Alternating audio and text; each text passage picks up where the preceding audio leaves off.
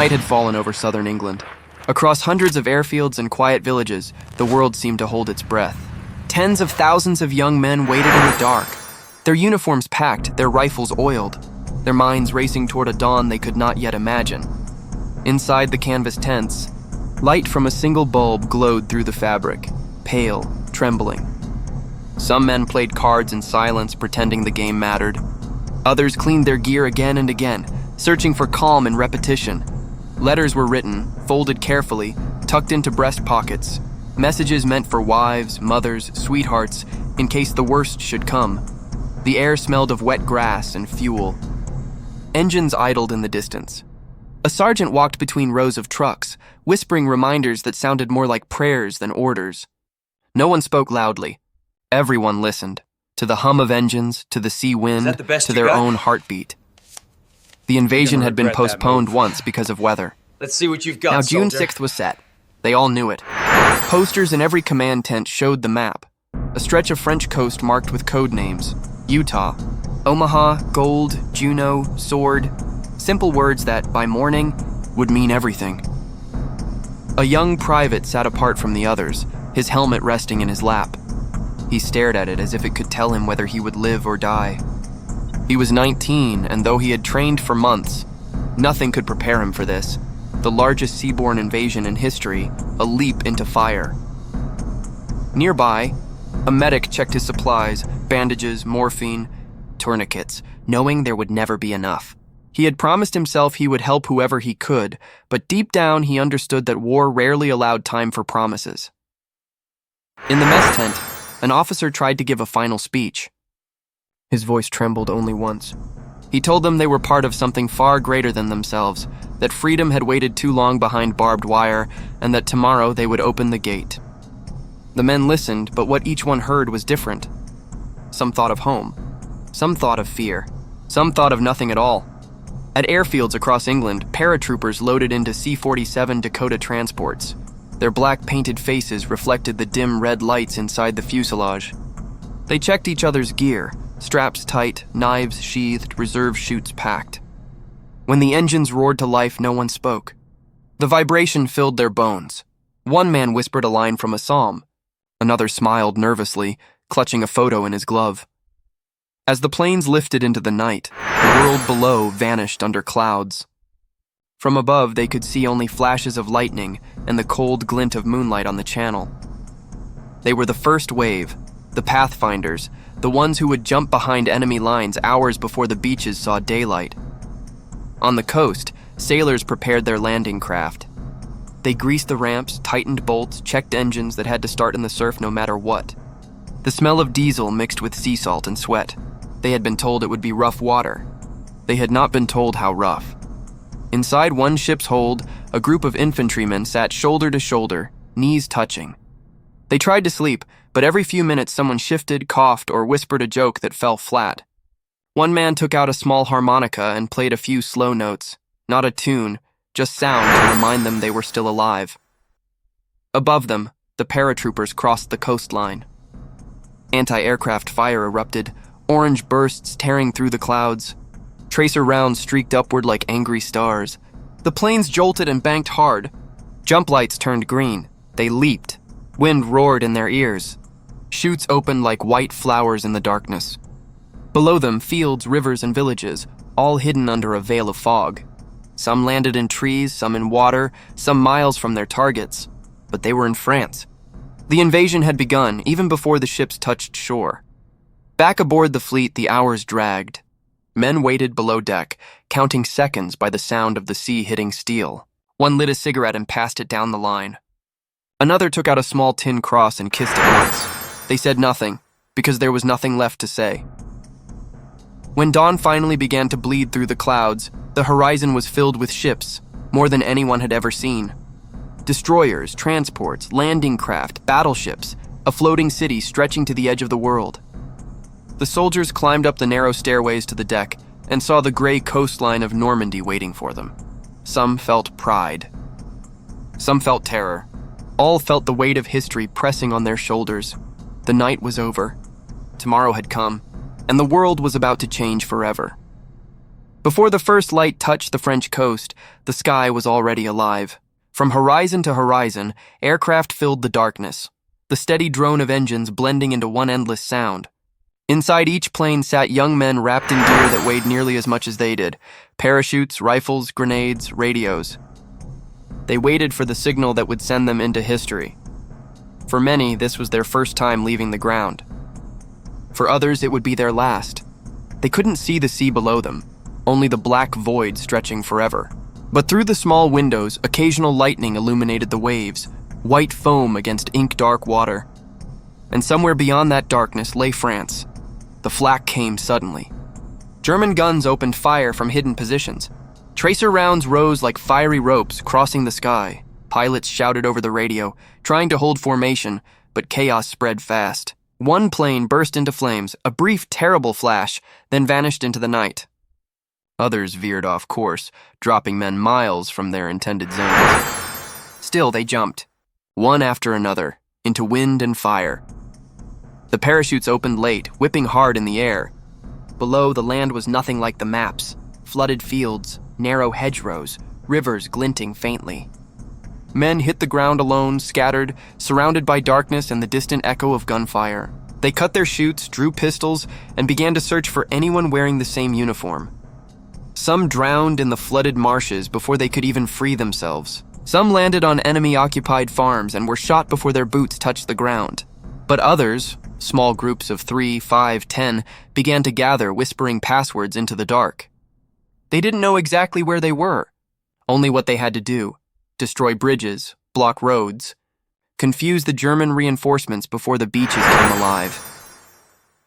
In a small Norman village, an old farmer woke to the sound of gunfire. He stepped outside and saw parachutes drifting down through the mist. He thought at first they might be Germans, another patrol, but then he heard an accent he hadn't heard in years. "Anglais, Américain," he whispered. For the first time in 4 years, he allowed himself to hope. Meanwhile, out at sea, the fleet continued to move forward through the black water. The waves were rough, higher than expected. Men grew sick, vomiting into buckets, gripping their rifles as the landing craft pitched up and down. Above them, the bombers roared toward the coast, releasing their loads over the German defenses. From a distance, the shoreline looked like it was on fire, but not all the bombs hit their marks. Many fell too far inland, missing the bunkers that would soon unleash hell on the beaches. And in the darkness, German defenders, weary but alert, waited behind concrete walls, readying machine guns and artillery. They did not yet know the scale of what was coming. On board one landing ship, a chaplain moved among the men, offering quiet words that could barely be heard over the engines. Some crossed themselves, others looked down. They had trained for this moment, repeated it on the shores of England again and again, but this was real. No drill, no practice, only one chance to make it to the sand alive. A sergeant checked his men one last time, rifles loaded, helmets fastened, bayonets fixed. He didn't tell them to be brave. He simply said, "Stay together. That's all that matters." As the horizon began to lighten, the faintest gray of dawn, the first landing craft lowered into the waves. The wind howled. Spray hit their faces. Engines strained. Some boats spun off course, some took on water, yet every man stayed silent, eyes fixed forward. Some whispered the same words again and again: "Just get me to the beach." Behind them, the great guns of the Allied battleships opened fire. The sea exploded in thunder. Shells screamed overhead, arcing toward the coastline. The earth shook. Every blast lit the horizon for an instant, revealing the cliffs of Normandy. It was beautiful and terrifying. In the villages near the coast, French civilians awoke to the sound of that bombardment. For a moment, many thought the world was ending. But then they saw something new in the sky: parachutes, planes, smoke, and the faint outline of ships as far as the eye could see. They realized the Allies had come. On the beaches themselves, German soldiers stood stunned. For weeks they had expected an invasion, but not here, not now, not at this scale. As dawn broke, they saw the armada appear through the mist, more than 5,000 ships stretching endlessly. Some men dropped their rifles in disbelief. Others ran for the bunkers, shouting orders, pulling ammunition belts into machine guns. The first shells hit moments later. Concrete shattered. Sand and fire filled the air. Communications broke down. German officers screamed into radios that no longer worked. And out at sea, the landing craft kept coming, wave after wave. Back in the sky, a paratrooper unit regrouped near a hedgerow. They had lost half their men but managed to destroy a key bridge. They didn't know it yet, but that single act would stop a German armored division from reaching the beaches for hours, saving countless lives below. As dawn gave way to daylight, the sky itself seemed to tremble. Planes, smoke, and sunlight mixed into one great haze of motion and noise, and through it all the soldiers kept moving, toward the shore, toward the cliffs, toward the fire.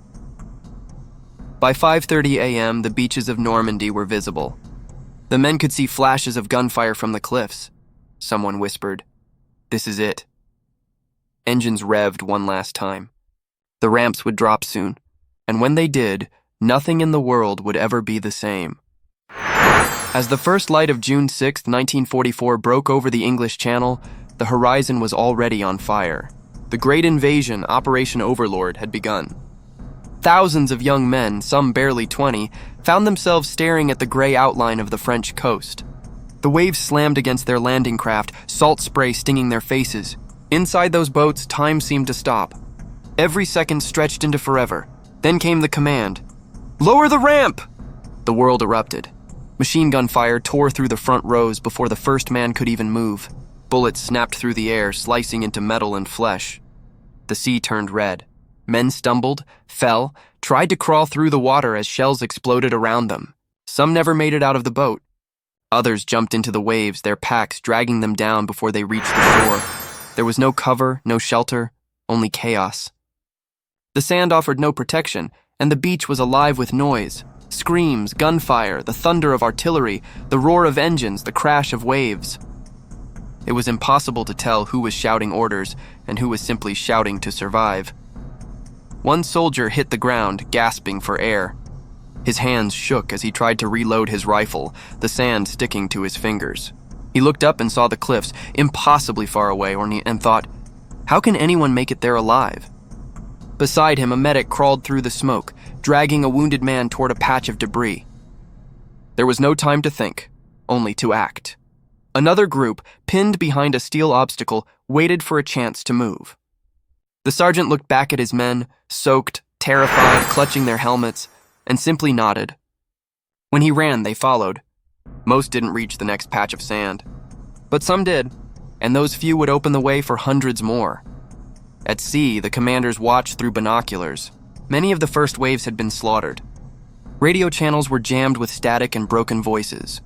The tide was rising fast, covering mines that hadn't yet been cleared. But retreat wasn't an option. Every minute they delayed meant more men trapped on the beach. So the order went out, keep going. Further down the coast, other landings faced their own hell. Some beaches met little resistance, the defenders too stunned or scattered to fight. Others became death traps, endless stretches of sand with no place to hide. Each soldier's experience was different, but the fear was the same. Every step forward felt like walking through fire. Behind the dunes, a handful of survivors gathered, covered in mud and blood, their rifles barely working. One man lit a cigarette with shaking hands. Another stared silently at the sea, watching more boats come in. They had no idea if they were winning or losing, only that they were still alive. Slowly, groups began to form, scattered, leaderless, but determined. They moved up the beach using smoke, craters, anything for cover. Some used bayonets when their guns jammed.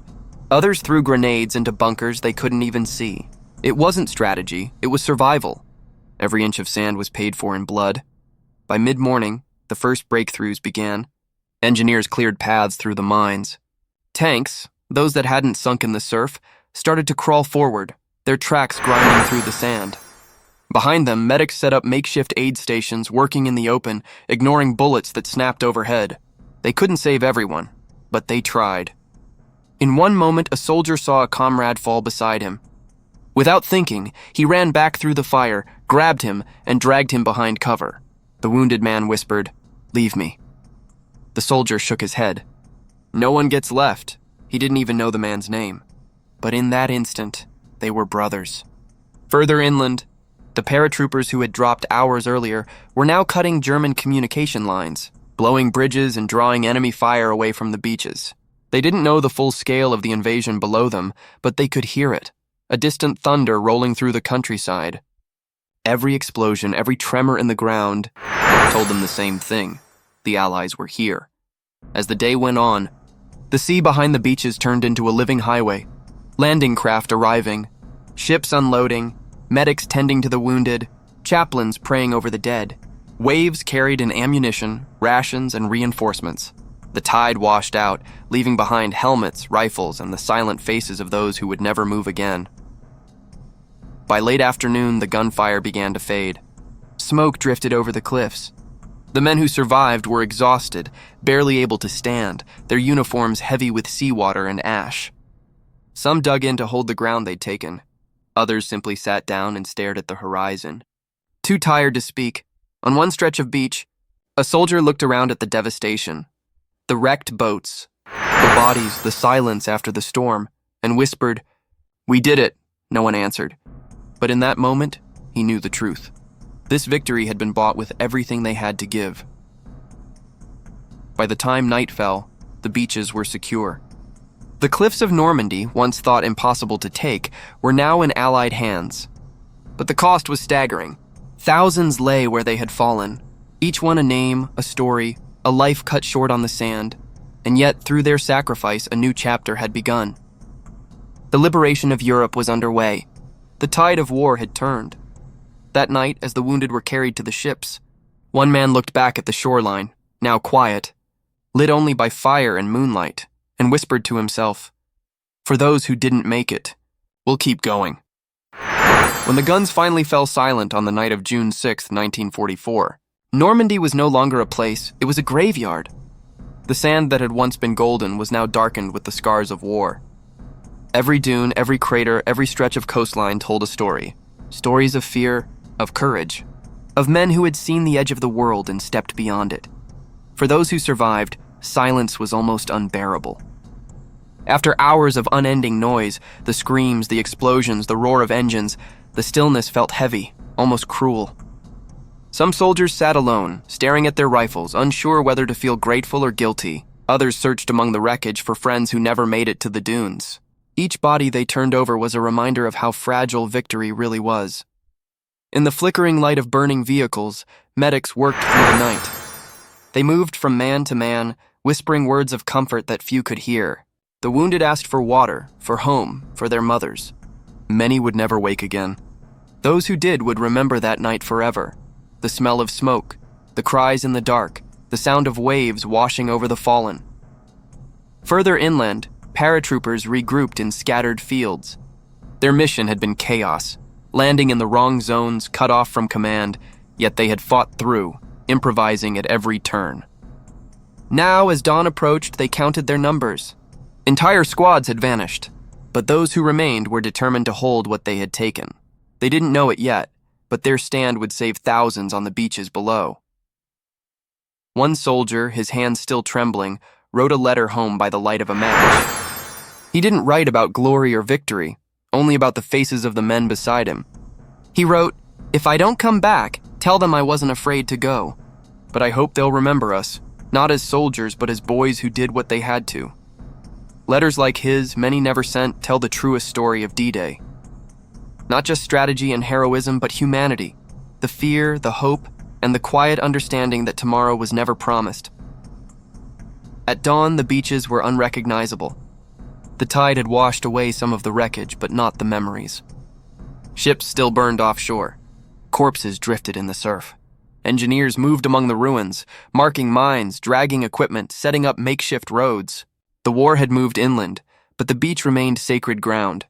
Chaplains walked through the sand, offering last rites. For many, there were no words left to say. They simply placed a hand on a shoulder, whispered a prayer, and moved on.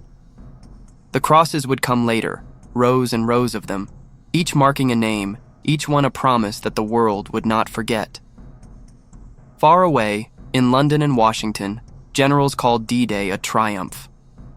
The newspapers printed headlines of victory, but the men who were there knew better. They knew it wasn't just courage that won that day, like it was endurance. It was fear held back by duty, pain swallowed for a cause greater than themselves. For the locals of Normandy, that day brought both horror and hope. Villagers emerged from cellars and barns, stepping cautiously into the morning light. They saw the destruction, homes shattered, fields cratered, roads torn apart, and then they saw the soldiers. Foreign boys, muddy, exhausted, wounded, but alive. Some French farmers offered bread. Some offered silence. Many simply wept. After 4 long years of occupation, freedom had begun to return, but it came at a terrible cost. By the second night, the wounded were being ferried back to the ships. Many refused to leave, insisting they could still fight. One young medic told a comrade, "They trained us to save lives, but today, we just tried to keep men from dying alone." It was all anyone could do. Among the countless acts of bravery that day, most went unseen. A soldier shielding a friend from gunfire. A man giving up his life jacket to someone who couldn't swim. An officer staying behind so others could move forward. There were no cameras, no medals, no speeches. Only the quiet truth that heroism often lives in silence. The next morning, as reinforcements poured ashore, some men returned to the same beach they had fought on 24 hours earlier. They barely recognized it. The bodies had been gathered, the bunkers cleared, the flags raised, but the ghosts remained. Every crashing wave seemed to whisper the names of those who had fallen. Years later, veterans who returned to Normandy said the same thing. It wasn't the noise they remembered most. It was the quiet. The quiet after the battle when the only sound was the sea. In that stillness, something larger than war took root, a deep, unspoken understanding between the living and the dead. Those who survived carried that silence for the rest of their lives. They spoke little of what they saw, not because they forgot, but because they couldn't explain it. How do you describe the moment you realized the world would never be the same again? For some, D-Day ended when the shooting stopped. For others, it never truly ended. It lived on in their dreams, in the flash of gunfire behind closed eyes, in the echo of waves hitting the shore. Time passed, nations healed, and the beaches turned peaceful again. Children played where men once fell, but beneath the sand, the memories remained. Today, when the tide rolls in over Normandy, it washes against history itself. Every grain of sand has seen courage, fear, and sacrifice beyond measure. The men who landed here did not fight for glory. They fought so that freedom might live again. And so, every June when the veterans return, frail, bent, wearing their medals, they stand before the sea and remember. Not the noise, not the orders, just the faces beside them and the silence that followed. Because the real story of D-Day is not just about victory. It's about humanity, fragile, courageous, enduring, standing against the darkness and refusing to fall. This was D-Day, the day the world held its breath. At sunrise, the beaches of Normandy look peaceful now. The sea glows silver, gulls circle above, and the wind moves softly through the grass-covered dunes. Yet under that calm surface lies the memory of the most violent day in modern history. 80 years have passed, but the echoes of D-Day have never truly faded. The invasion of June 6, 1944, was not only a turning point in the war, it was a turning point for humanity itself. It reminded the world that freedom, once lost, demands unthinkable sacrifice to reclaim. Nearly 160,000 Allied troops crossed the Channel that day. Over 10,000 would not return, and among those who did, none were the same again. For many soldiers, the battle ended. For their minds, it continued. The flash of artillery, the cries of the wounded, the smell of salt and smoke, these never left them. When they came home, they carried both victory and grief in equal measure. Some never spoke of it again. Others tried to and could not find the words. History recorded the operation. But memory lived in silence. Sound, distant seagull, a slow heartbeat rhythm under the score. After the war, life moved on. Europe rebuilt itself from ashes. Towns destroyed by bombing were raised again. Children grew up free, running on the same beaches where men once fought for every inch of sand. But even in peace, the legacy of D-Day was visible. In every rebuilt bridge, every quiet cemetery, every flag that still flew. In Normandy, farmers plowed their fields and unearthed rusted helmets, dog tags, and fragments of rifles. They called them the Iron Harvest. Each discovery was a reminder that freedom had roots deep in the soil, watered by the blood of strangers who had come to save them. In the decades that followed, veterans returned to Normandy. They came not as conquerors, but as old men searching for ghosts. They walked the sands slowly, leaning on canes instead of rifles. Some bent down to touch the water. Others stood quietly, staring toward the horizon where the ships once appeared. A few wept, not for themselves, but for the friends who stayed behind. When asked why they returned, one veteran simply said, "I came back to thank the sea for letting me live." These moments, quiet, unfilmed, unseen, are the real legacy of D-Day. Today, the cemeteries of Normandy stretch as far as the eye can see. White crosses and stars of David mark row after row of soldiers who never went home. The grass is perfectly cut. Flowers are freshly laid. Children walk between the graves, holding their parents' hands. They do not yet understand the price of what they see, but one day they will. Every nation that fought that day carries its own story. For Britain, it was duty. For America, liberation. For Canada, courage. For France, rebirth. And for the world, it was proof that ordinary people, farmers, clerks, students, and sons, could stand against tyranny and prevail. But D-Day's legacy goes beyond victory. It asks a question that still echoes today. How much are we willing to sacrifice for freedom, and how easily do we forget those who already have? Modern generations see Normandy as history, a distant chapter in books and documentaries. But for those who were there, it was not history. It was life and death. They remind us that the freedoms we enjoy were not written in ink, but in blood. Every democracy, every vote, every right to speak freely traces back to moments like those on June 6th. As time passes, witnesses grow fewer. Each year, the ranks of surviving veterans shrink. The last voices of D-Day are fading. Soon, the beaches will remember more than we do. And when that day comes, the responsibility to keep their stories alive will pass to us. In museums and classrooms, the story of D-Day continues to be told. The maps, the uniforms, the strategy. But the truest lesson is not found in diagrams or orders. It is found in humanity, in the faces of young men staring at the shore, in the trembling hands that refused to surrender, in the hearts that broke but did not bend. For all its horror, D-Day revealed something profound about the human spirit, that courage can exist within fear, that hope can rise from despair, and that even in the darkest storm, people will fight for the light. Every June, when the tide washes over Omaha, Utah, Gold, Juneau, and Sword, the waves carry whispers of the past. The sea remembers every name, every breath, every heartbeat that ended there. And when the sun sets, casting gold across the water, it feels as if the world itself is bowing its head in remembrance. The story of D-Day is not just the story of war. It is the story of what it means to be human, to fear, to fight, to fall, and to rise again. It is a story written not in victories, but in the quiet courage of ordinary people who believe the world could be better. And that, perhaps, is the real secret of D-Day, the one they don't tell you. That behind every statistic, every strategy, and every photograph, there was a heartbeat. A son, a brother, a friend, someone who believed in something larger than himself. So when you walk the beaches of Normandy, do not just see the sea and the sand. Listen. The wind still carries their voices. And if you listen closely, you'll hear them whisper, "Remember us."